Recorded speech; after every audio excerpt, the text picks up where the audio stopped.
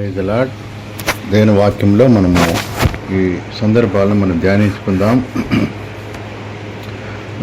మొట్టమొదటిగా నిన్నటి దినాన మీరు ధ్యానించుకున్న అంశము ఏది అంటే మందసము అనేది. మందసము నిన్నటి దినాన 5వ అధ్యాయంలో ఫిలిస్తీయులు మందసాన్ని తీసుకెళ్ళిపోయారు కదా. మరి మందసము యుద్ధంలోనికి తీసుకొని వచ్చి రావడం జరిగింది. యుద్ధంలో మందసం ఉన్నా కానీ వాళ్ళు ఎందుకు, ఇజ్రాయేలీలు ఎందుకు పరాజయం ఎందుకు, ఘోర పరాజయం, అది ఘోర పరాజయం ఎందుకు కలిగింది వారికి? మందసము దండులో ఉన్నా సరే ఎందుకు ఘోర పరాజయం కలిగింది వాళ్ళకి? మందసం ఉంటే చాలు కదా, మందసం ఉంటే చాలు. మందసం ఉన్నా కానీ ఇజ్రాయేలీలు ఓడిపోయారు, ఘోరంగా చంపబడ్డారు కూడా. అటువంటి పరిస్థితి ఎందుకు వచ్చింది?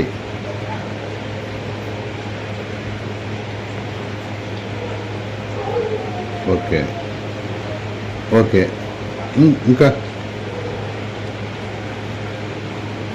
ఓకే ఆలోచిద్దామండి. ఇజ్రాయేలీలకు ఫిలిస్తీయులకు జరుగుతున్న యుద్ధంలో ఇజ్రాయేలీలు ఘోర పరాజయము చూచారు. యెహోవాయే వాళ్ళకేమర్థమైపోయిందంటే యెహోవాయే మనల్ని ఓడించారని విషయం వారికి అర్థమైపోయింది. ఎందుకయిందంటే షిలోహులోనున్న యెహోవా మందసము మనతో ఉంటే, షిలోహులో ఉన్న యెహోవా మందసం మనతో ఉంటే విజయం మనదేనని నిర్ణయం చేసింది వాళ్ళే. మందసాన్ని తీసుకొని వచ్చారు వాళ్ళే. యెహోవా నిబంధన మందసము దండులోనికి రాగా ఇజ్రాయేలీలందరూ భూమి ప్రతిధ్వనించు గొప్ప కేకలు వేశారంట. కేకలకు ఎరికో గోడలు కూలిపోయాయి కదా, ఇక విజయం మనదే అనుకున్నారేమో. వాళ్ళకు ఎరికో గోడలు కూలిపోయిన సంగతి కూడా తెలుసు కాబట్టి విజయం మనదే కదా అనుకొని వారి కేకలు ఫిలిస్తీయులు భయపడిపోయినారు ఈ సౌండ్కు. ఎందుకంటే గిద్దెను అలాగే గెలిచాడు కదా, అంటే పారిపోయేటట్లుగా. అది దేవుడు చేసిన క్రియ. ఇక్కడ దేవుని చిత్తం లేదు, వాళ్ళు సొంతంగా ఆలోచించుకొని సొంతంగా మందసం తెచ్చిపెట్టుకున్నారు అంతేగాని ఇక్కడ విజయం మనదే అనే ఓవర్గా కాన్ఫిడెన్స్లో ఉండారేమో. కేకలకు ఫిలిస్తీయులు కొంచెం భయపడ్డారు. కానీ వీళ్ళు ఫిలిస్తీయులు భయంకరమైన వాళ్ళు. వాళ్ళతో సౌలు కూడా యుద్ధంలో చంపబడ్డాడు. వాళ్ళ గురించి వాళ్ళంటే భయము. ఇజ్రాయేలీలు ఫిలిస్తీయులు భయంకరమైన వాళ్ళు, దుర్మార్గులు వాళ్ళు. అటువంటి వారి కేకలు ఫిలిస్తీయులను కొంచెం భయపడ్డాయి కానీ విజయాన్ని మాత్రం ఇవ్వలేకపోయినాయి. ఇంతకీ మందసం దండులోనున్నా సరే ఘోర పరాజయం ఎందుకు వచ్చిందంటే యెహోవాయే మనల్ని ఓడించారనే విషయం వారికి అర్థమైపోయింది. ఎందుకంటే కారణము వారి పాపములే. ఇప్పుడు వారేం చేయాలా అంటే యెహోవా యొద్దనే విచారణ చేయాలి. వారి పాపాలు వల్ల ఓడిపోయినారు వాళ్ళు. ఎందుకంటే ఇక్కడ కూడా ఆకాను పాపం వల్ల అక్కడ యెహోషువ కూడా ఓడిపోవడం జరిగింది, చంపబడ్డారు చాలా మంది. మరి పాపాలు వల్ల వారు ఓడిపోయారు. యెహోవా యొద్దనే విచారణ చేయాలి. మమ్మల్ని క్షమించి మా పక్షముగా నుండి యుద్ధములో శత్రువులపై విజయమిమ్మని బ్రతిమలాడాలి దేవుణ్ణి. అసలు వారు దేవుని యొద్ద విచారణ చేశారా? చేయనే లేదు. దేవుని యొద్ద విచారణ చేయలేదు. విచారణ చేయకపోగా మందసము దండులోనికి వచ్చింది. అయితే అది ఎవరి ఆధ్వర్యంలో వచ్చింది? సిస్టర్ కరెక్ట్గా గెస్ చేశారు కదా, ఏలీ కుమారుల ఆధ్వర్యంలో. వీళ్ళు ఎటువంటి వాళ్ళు? చండాలం, దేవుని అసహించుకునే వాళ్ళు.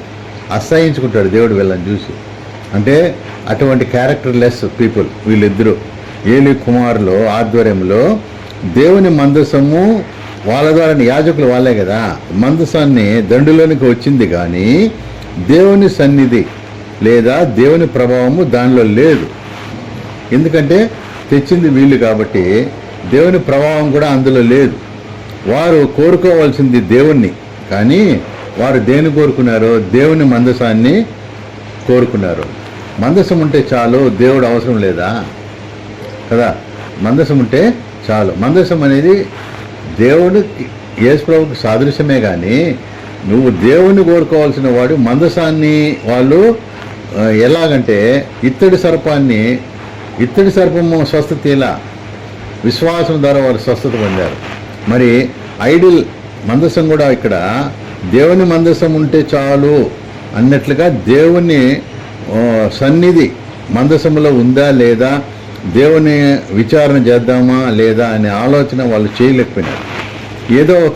అది ఒక దేవుడు లేకుంటే అది ఒక సాధారణ వస్తువే అవుతుంది కదా. ఇప్పుడు దేవుడు లేని స్థలము సాధారణ వస్తువే.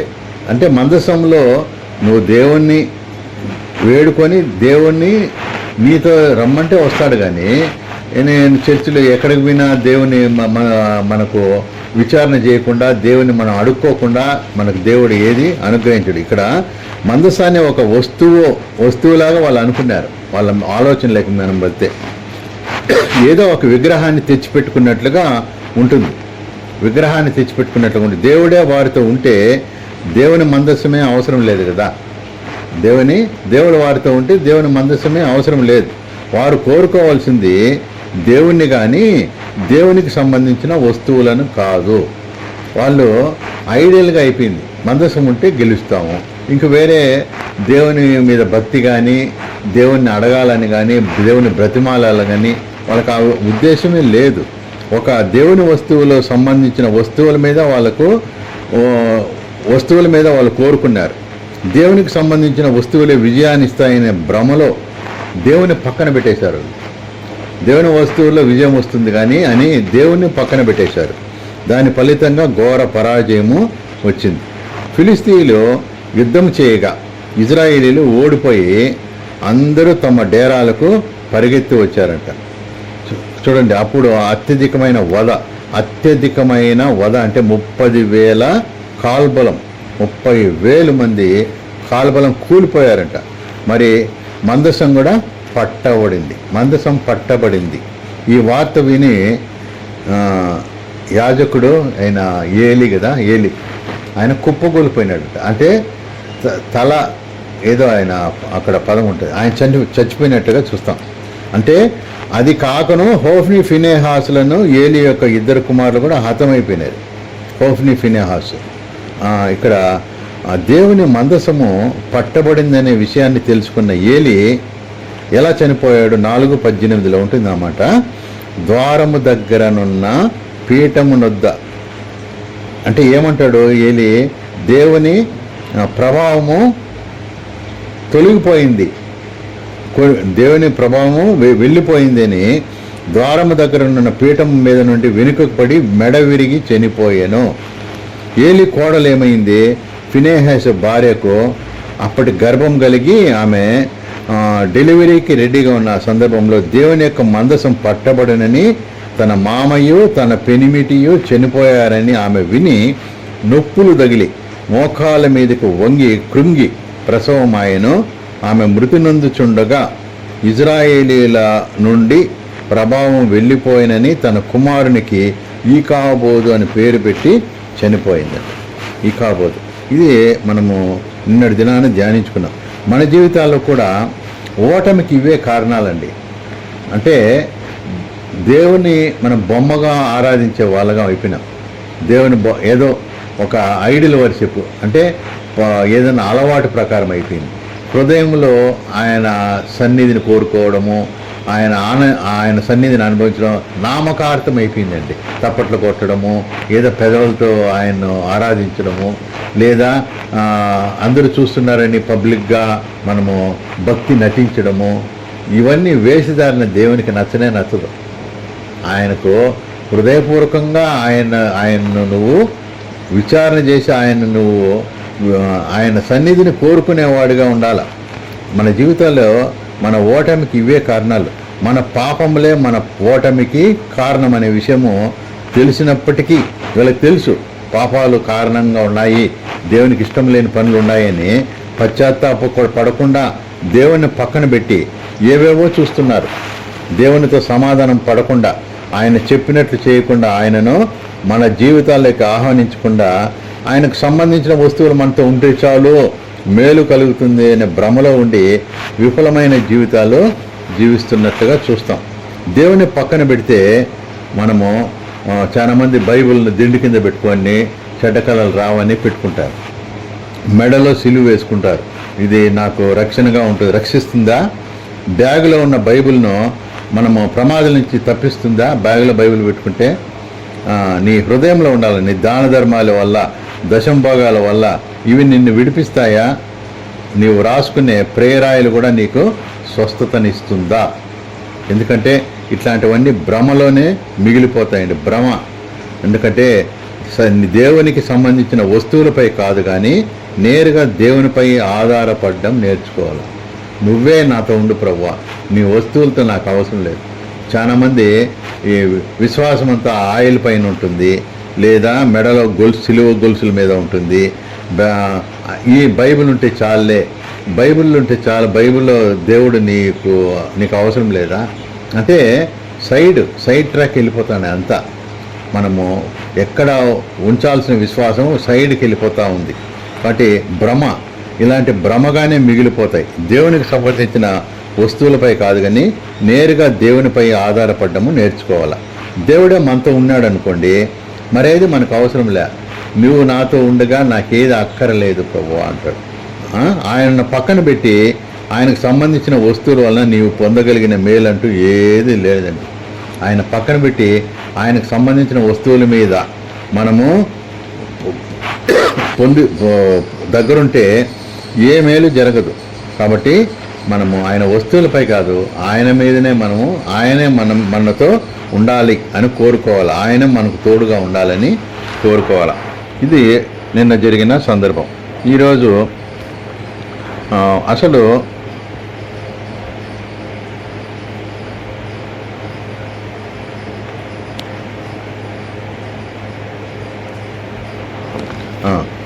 షిలోహు మందిరంలో దేవుని మందసము ఫిలిస్తీయులచే పట్టబడింది.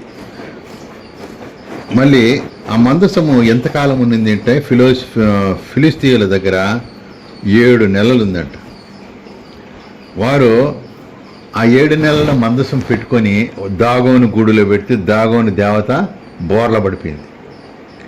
ఇంకా యెహోవా దేవుని శక్తి వాళ్ళకు బయలుపరచబడింది. దాగోను ఫిలిస్తీయుల ప్రధానమైన దేవత. వర్షము, వాళ్ళు ఎందుకు దేవత అంటే దేవతలు ఎందుకు పెట్టుకుంటారు వీళ్ళు? వర్షం మరియు సమృద్ధి అయిన పంట వల్ల ఈ దేవత వల్ల లభిస్తుందని వారి విశ్వాసం అంట. వర్షం వచ్చేదానికి ఒక దేవత, పంట సమృద్ధికి ఒక దేవతగా ఈమెను కొలుస్తారు. ఇతర ప్రజల వలననే ఫిలిస్తీయులు కూడా బహుదేవతారాధకులు అంట.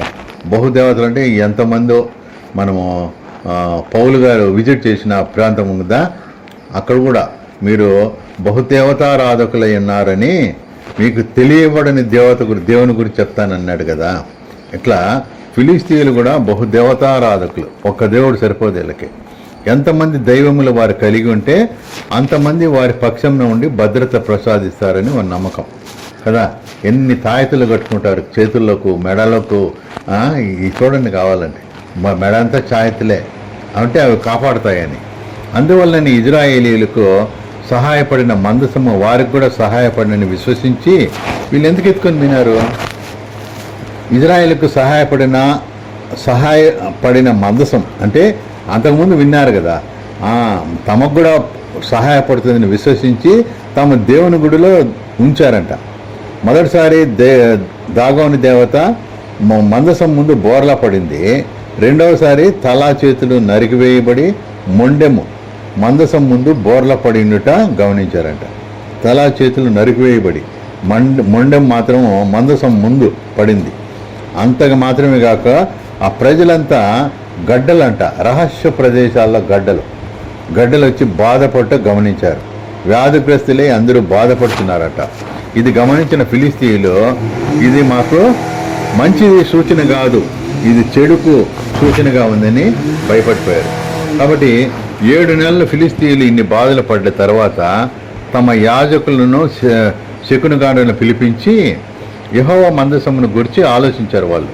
వారి సలహా మేరకు మందసాన్ని ఇంకా మన దగ్గర పంపించేయాలా, ఎలా పంపించేయాలని వాళ్ళ యాజకులను అడిగినప్పుడు వాళ్ళు అపరాధ పరిహారార్థ అర్పణలో అర్పించి పంపించాలని నిర్ణయించారట. అపరాధ పరిహారార్థ అర్పణలు, వారు చేసిన అపరాధము దేవుని మందసము తమ దేవతల్లో ఒకనుగా భావించుటే. దేవుని మందసాన్ని ఏమనుకున్నారు వాళ్ళు?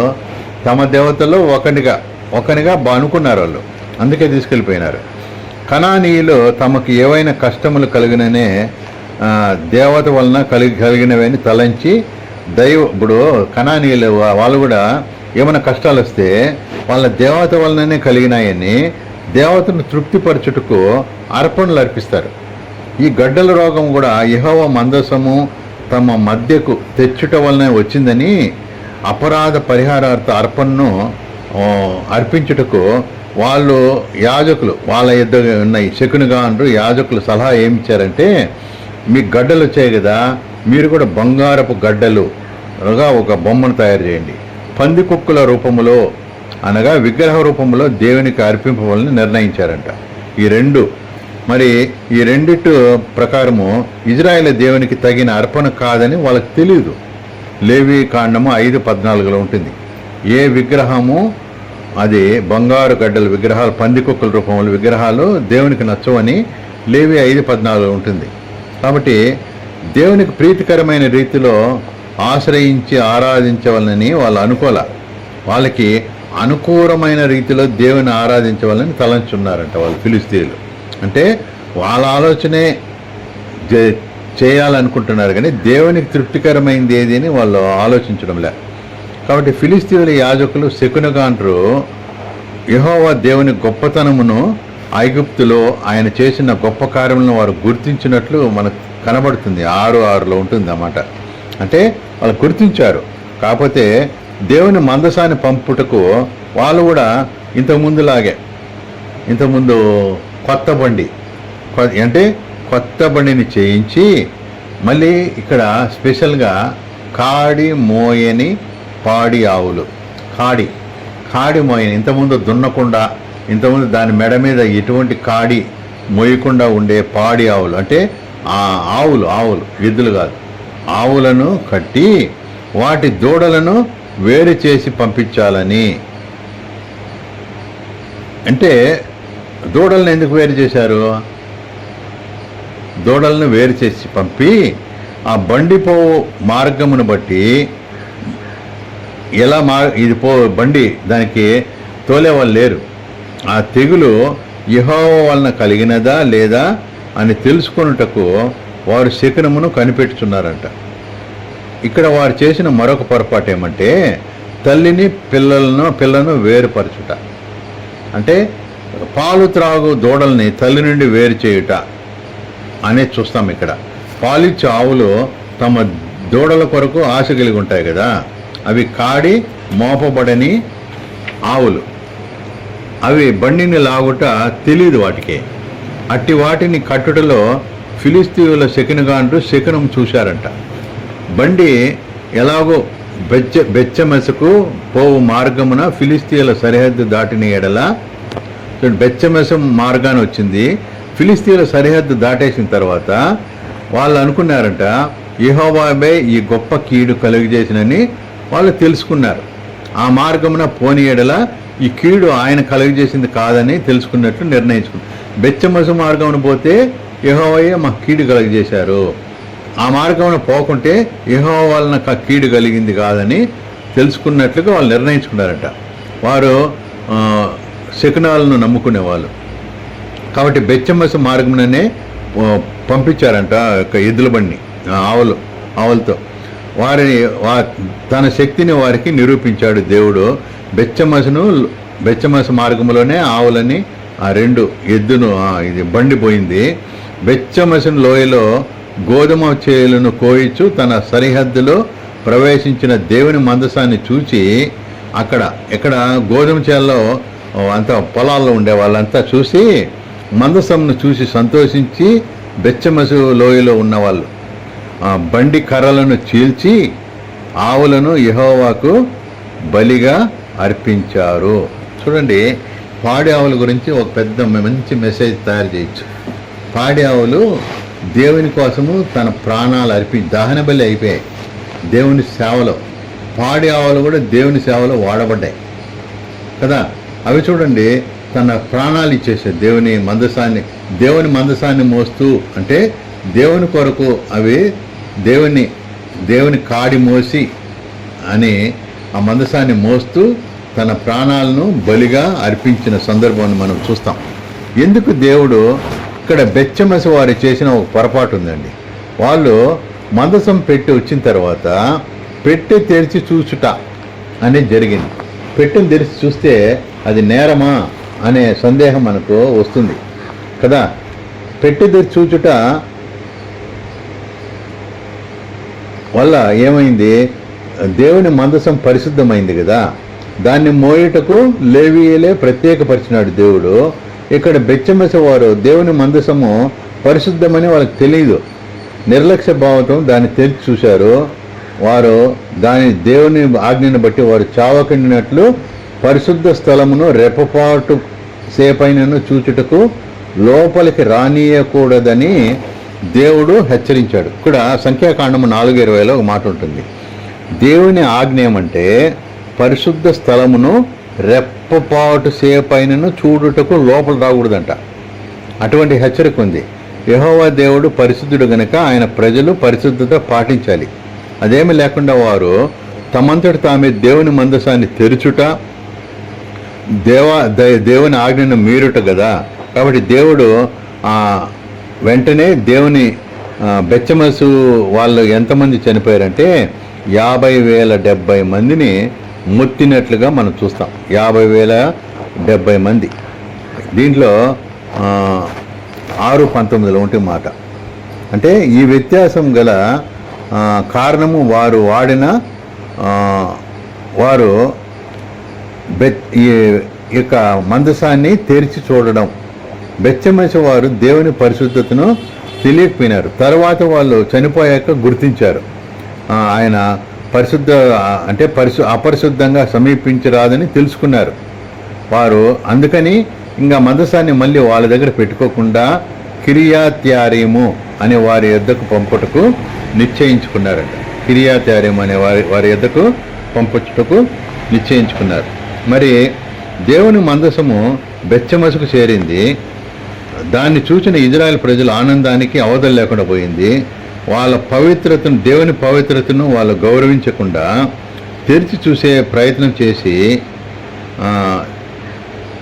ఇక్కడ 70 మంది అని రాశారు. కానీ 70 మందేనా?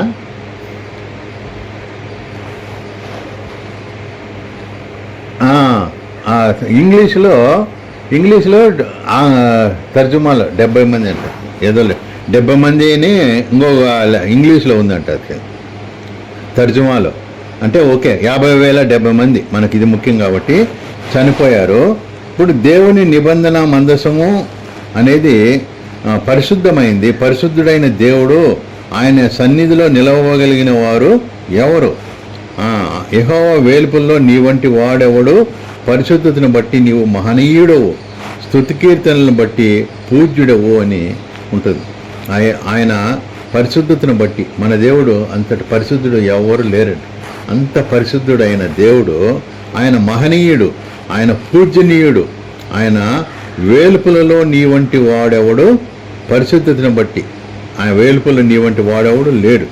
కాబట్టి బెచ్చమెసు వారు ఫిలిస్తీన్ల వలె కాకుండా దేవుని పరిశుద్ధతను కొంత అర్థం చేసుకోగలిగారు. ఫిలిస్తీన్లకు ఏం అర్థం కాల. వాళ్ళు దేవతలను పట్టుకుంటారు, దేవతలను మోస్తారు, అవన్నీ వాళ్ళకి తెలీదు. కానీ బెచ్చమెసు వారు ఫిలిస్తీన్ల వలె కాకుండా దేవుని పరిశుద్ధతను కొంత అర్థం చేసుకున్నారు. కానీ వారి వల్లనే దేవుని నిబంధన మందసమును ఎక్కడికి పంపించాలని ఆలోచన చేస్తున్నారు. ఇక్కడ వీరు చేస్తున్న తప్పు ఏమిటంటే దేవుని పరిశుద్ధతను గురించి వారికి నేర్పిస్తున్నప్పుడు ఆయన పరిశుద్ధతను తగిన విధంగా వారి జీవితాలకు పరిశుద్ధపరచుకోవాలి. కానీ అట్లా చేయకుండా పరిశుద్ధుడైన దేవుణ్ణి, ఆయన నిబంధన మందసాన్ని వారికి దూరంగా పంపించే ప్రయత్నము చేస్తున్నారు. కాబట్టి వీరికంటే ఇక్కడ వీళ్ళు మళ్ళీ కిర్యత్యారీము అనే 7వ అధ్యాయంలో మనం చూస్తాం. దానికి ఎలా పంపించారో మనము అక్కడ చదువుకుంటాం. కాబట్టి ఆయనను మనము పరిశుద్ధుడైన దేవుని పరిశుద్ధంగానే మనము ఆయన సన్నిధిలో మనం జాగ్రత్తగా ఉండాలి. ఆయన సన్నిధిలో మనము ఎలాగంటే అలాగ వెళ్ళడం అనేది మనకు కూడా మంచిది కాదు. ఎందుకంటే ఆయన పరిశుద్ధుడైన దేవుడు, ఆయన మన హృదయాన్ని చూసే దేవుడు. మన చెప్పులు వేసుకొని పోతారు బయట, ఎలాగంటే అలాగ తిరిగేసి ఆయన సన్నిధిలో ఎలాగంటే అలా బల తీసేసుకుంటా అంటారు. ఇవన్నీ చాలా ఖచ్చితమైనవి, కఠినమైనవి. ఎలాగంటే అలాగ సిద్ధపడకుండా బల్ల తీసేసుకుంటారు. మందిరానికి ఎలాగంటే అలాగా వెళ్ళిపోతారు. మరి చెప్పులతో కూడా వెళ్ళిపోయే వాళ్ళు ఉన్నారు. ఎందుకంటే పాత నిబంధనలో అంత ఖచ్చితంగా నిబంధనలు ఉండేటప్పుడు వాటిని ఫాలో కావాలి. ముసుగేసుకోమని స్త్రీలకు ప్రత్యేకంగా ఆజ్ఞ ఉంది, ముసుగేసుకోవాలని. ఈ కొత్త నిబంధనలు కూడా పౌలు కూడా చెప్తాడు. ఇవన్నీ ఈ రోజుల్లో ఫాలో కావడం లేదండి. అంతా హెయిర్స్ అంతా విరబోసుకొని అంతా వాళ్ళని చూడాలని ఈ విధంగా చర్చిలో చూడండి బాగా శ్రద్ధగా వింటాంటాము. అప్పుడు వస్తారు మంచి డ్రెస్సులు వేసుకొని టింగ్ టింగ్ సౌండాలు వచ్చినాక కాన్సన్ట్రేషన్ అంతా పోయి పక్కకి వెళ్ళిపోతుంది. మనకు చూపులు మారిపోతాయి. ఇటువంటి వారికి కారణం ఎవరు అంటే మనం డిస్టర్బ్ చేయడానికి కారణం ఎవరు? దానికి వాళ్ళే రెస్పాన్సిబిలిటీ కూడా. కాబట్టి ఆయన పరిశుద్ధతను మనము ఎప్పుడు ప్రతి విషయంలో మనం